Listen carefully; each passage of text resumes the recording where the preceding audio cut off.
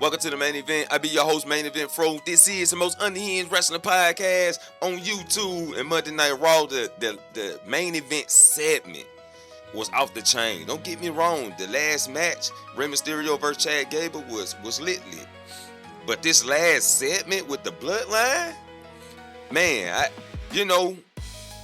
it went down for a minute. Now they're going up, and I just want to know if they're going to be consistent. But we definitely going to talk about the main event first, and then we're going to dive into the rest of the show.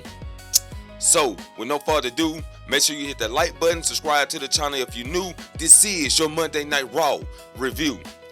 So, let's talk about the main event first, right? The Bloodline segment. Roman Reigns comes out with Jacob Fatu. He get his acknowledgement. The Usos deliver him solo. So the Usos come out and they doing what they supposed to do. You know what I'm saying? Being funny, charismatic.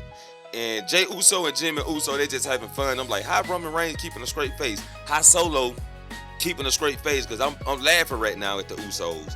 So that's what they do. They can be funny and then they can be serious. They good together. Even though I'm ready for Big Jim to get his shot. But let's just keep it up. Roman wants Solo to acknowledge him, and he drops. Well, Jacob Fatu drops Solo, right? He drops him, and beat him up pretty good. And then Roman stops everything. He stopped it all to give his soldiers a reward, Jimmy and Jey Uso. So he give them a black Ula follow. Jacob Fatu is upset right now, like, man, what the fuck? I don't get nothing. I don't get nothing. So LA Knight comes out. Jacob Fatu tries to prove himself, right? He want a Ula follow too. I mean, he was going for the tribal chief Ula follow, right? And after he dropped LA Knight, Roman Reigns said, what are you doing? What are you doing? You know, I told you not to fuck with him or whatever. I got this. You know what I'm saying? So now Jacob Fatu, like, real frustrated because he's trying to earn his keeps in the bloodline. Roman Reigns then drops LA Knight with a Superman punch. They picks up Uso pick up LA Knight and the man Solo spike him, take him out. You know what you gotta do. You know what you gotta do, right? So this was what caught me off guard because Solo was saying I'm sorry to LA Knight. So I'm thinking, oh shit, he about to drop him. But no, Solo drops Roman Reigns. Jacob Fatu sit there and watch. He gives Jey Uso and Jimmy Uso the warning shot. Pew pew. Throws Jey out the ring. LA Knight attacks Jimmy. Solo finish out Jey with a yeet and then a spike, which was funny to me. Solo the guy right now.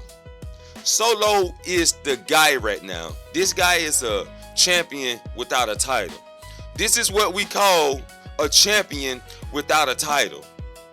You know what I'm saying?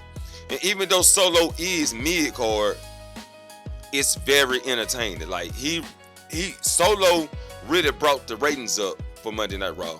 Not even just Roman Reigns by himself.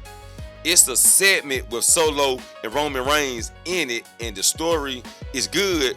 You know what I'm saying? The story is interesting. So yes, it's the bloodline is definitely bringing the ratings back. And I definitely enjoyed that main event. And let's see how far they're going to push this because Jacob Fatu still in the midst. We don't know where his side is, what side he really going to be on. And Solo is still in the midst, and we don't know really what side he's going to be on in the end, right? But with no further ado, let's dive into the rest of the Raw review. Stephanie kicks off the show. Calls out Liv Morgan. Liv Morgan pulls up. Judgment Day beat her down. Even though she got the upper hand for a second, they managed to get her down. Becky pulled up and takes out Judgment Day also. But then somehow Becky and Stephanie was face to face, which gave Liv Morgan a chance to take out Becky and then take out Stephanie again. So yeah, Becky and Stephanie Valkyrie warming up. It's starting to warm up a little bit more to the heat is there. But Liv Morgan is playing third fiddle in this feud, in this triple threat feud. Liv Morgan is playing the background, which lets me know or makes me think Liv Morgan is not about to lose that title no time soon, because Becky and Stephanie is going to be tearing each other apart. And we know when Becky want to get her hands on somebody, she got to get her hands on somebody. And it's becoming very frustrated with the two, because they're starting to push each other around. Next week, I'm looking forward to some blows between Stephanie and Becky. The Usos were backstage bringing in Solo, and they were doing their goofy shit. You know, Jey Uso making fun of Solo. He going pew pew pew pew. You know, doing the dance with the shit. They all happy and shit. They run across LA Knight, and then continue to go into the Bloodline room. Dirty Dom comes out, and he wants to know why he's not in the tournament to challenge for the WWE Championship. But Javon interrupts, goes to the ring to call out Big Cass. Then JD challenges Javon. Now we get a referee down here. We get the match started. Javon versus JD McDonough. And it was a good match. It was a very long match. I don't think the match should have been that long, but it was good on the end. And Javon ended up getting the win over JD. Big Cass attacks Javon Evans.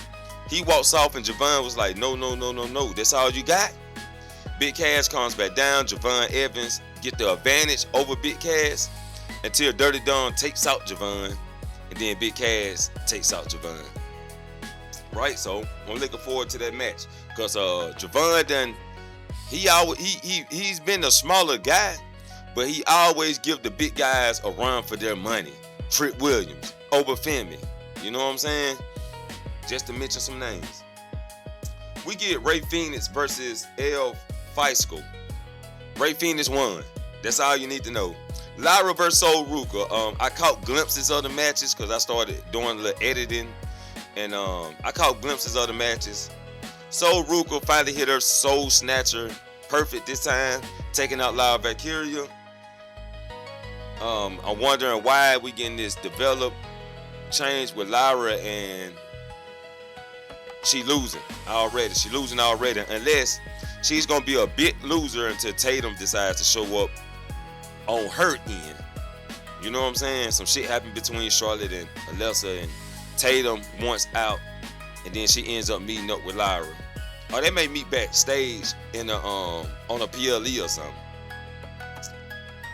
Jacob meets up with the Usos, and they were talking shit. You know, Jey Uso was telling Jacob who the punk ass now type shit. Danhausen segment. That's all you need to know. The Vision had a segment, and it was corny as fuck with Logan Paul and Maxine and Austin Theory. They just were talking about how they big, bad, they champions and blah, blah, blah, blah, blah, right? Until Bron was asked, what do we think about Oba Femi? He says, I'm going to say it to his face. So, Bron Breakker goes out to the ring, calls out Oba. Paul Heyman comes out.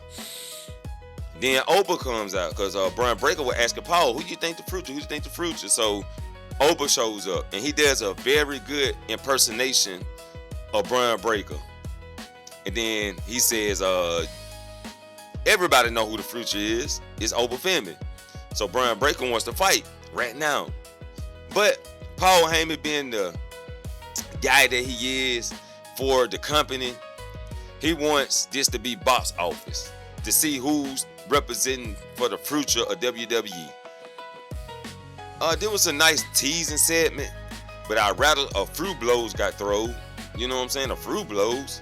But we also got a contract signed between the two next week, so that's when we should get the blows thrown. You know, we gotta wait. We got to sell tickets, right? Gotta sell some tickets, huh? Yeah, we gotta do. Dragon Lee versus Dr. Wagner Jr. Dragon Lee won, and that's all you need to know.